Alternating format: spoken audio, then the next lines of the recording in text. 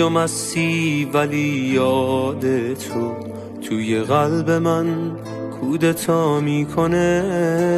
نمیدونی از حال و روزم ببین خیالت با حسم چه ها میکنه. چقدر سعی کردم که عاقل بشم ولی حس دیوونگیم فرق داشت. چقدر سخت آدم تظاهر کنه واسه اون که راحت کنارش گذاشت. چه جرمی تقاصش نبودت شده همین کافه و تلخی قهوه هاش. یه بارم به تنهاییام فکر کن، یه بارم مثل قبل مخالف نباش. چه جرمی تقاصش نبودت شده همین کافه و تلخی قهوه هاش. یه بارم به تنهاییام فکر کن، یه بارم مثل قبل مخالف نباش.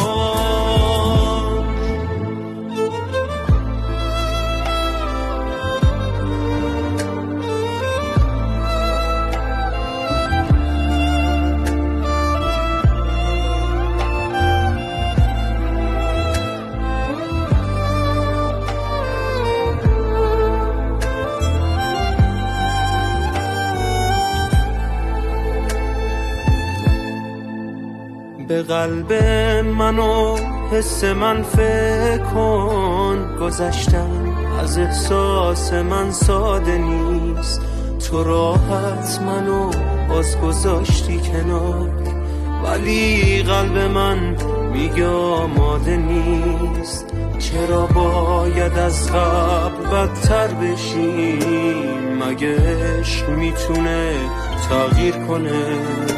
یه آدم که مغرور بود یک دفعه چه سخته روی یک نفر گیر کنه.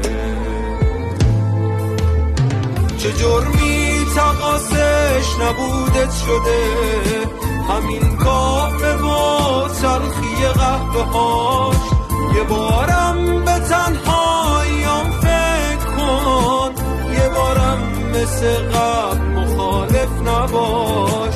چه جرمی تقاصش نبودت شده همین کافه و تلخی قهوه هاش. یه بارم به تنهاییام فکر کن، یه بارم مثل قبل مخالف نباش. یه بارم مثل قبل مخالف نباش.